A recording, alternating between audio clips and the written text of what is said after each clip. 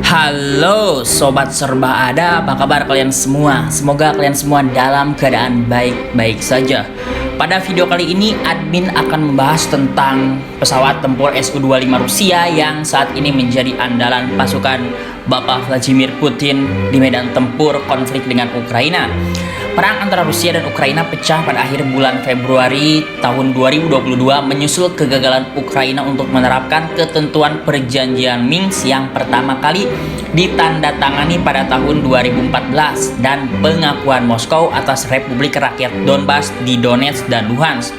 Protokol yang ditengahi Jerman dan Prancis dirancang untuk memberikan status khusus bagi wilayah yang memisahkan diri di dalam negara Ukraina. Kremlin sejak itu menuntut agar Ukraina secara resmi menyatakan dirinya sebagai negara netral yang tidak akan pernah bergabung dengan blok militer NATO yang dipimpin Amerika Serikat.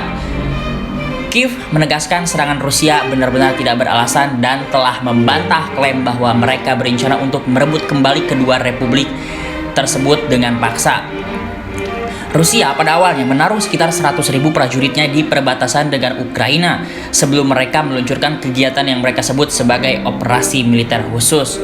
Bahkan sempat ada kabar bahwa Rusia menarik pasukannya di perbatasan tersebut. Namun ternyata itu adalah teknik ancaman, yang dimana tidak lama setelah itu Presiden Rusia Bapak Vladimir Putin memberikan izin untuk melakukan operasi militer khusus di Ukraina. Nah, yang jadi perhatian para pengamat militer dadakan seperti admin Serba Ada gitu kan, Rusia hanya mengeluarkan alutsista atau peralatan tempur zaman Uni Soviet. Seperti misalnya jet tempur Su-25 yang dari awal operasi militer ini dilakukan sudah diterjunkan pasukan Rusia untuk menghancurkan pertahanan militer Ukraina dan juga sebagai pembuka awalnya perang. Walaupun memang tidak sedikit Su-25 ini yang juga gosong karena akibat terkena tembakan dari manpads pasukan Ukraina, serta pilot Rusia yang juga menerbangkan pesawatnya dengan ketinggian yang cukup rendah, makanya bisa terkena proyektil dari manpads ini.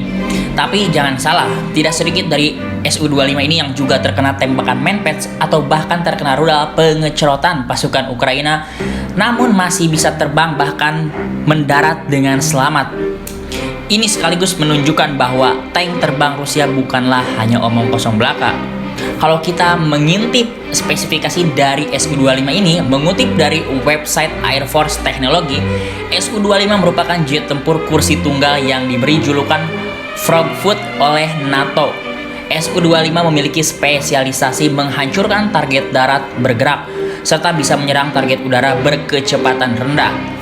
Pesawat ini ditenagai oleh dua mesin turbojet Soyuz atau Gavrilov R-195S dengan kecepatan 44,18 kN. Mesin itu mampu membawa pesawat ini melaju dengan kecepatan 950 km per jam dan melakukan pertempuran dalam radius 370 km.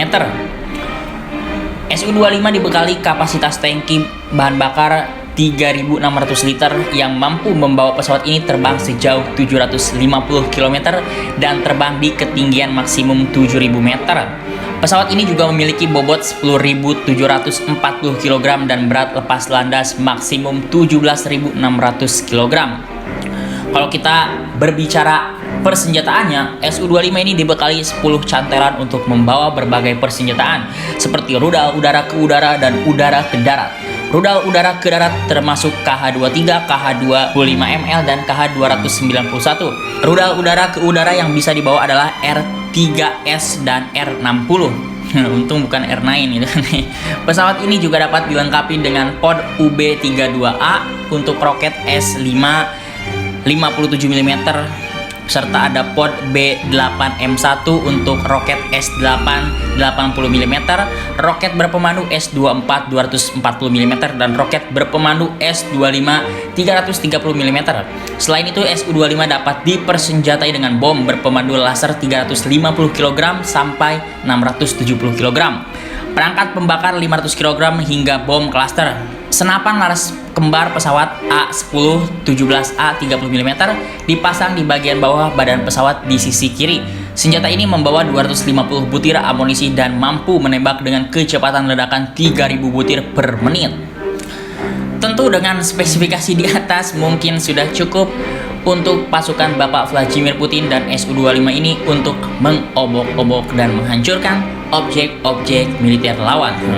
Spesifikasinya cukup gila kalau admin bilang, karena ini walaupun jet tempur tipe zaman bahula gitu kan, tapi ternyata jet tempur ini juga cukup efektif untuk dilakukan pada perang zaman sekarang.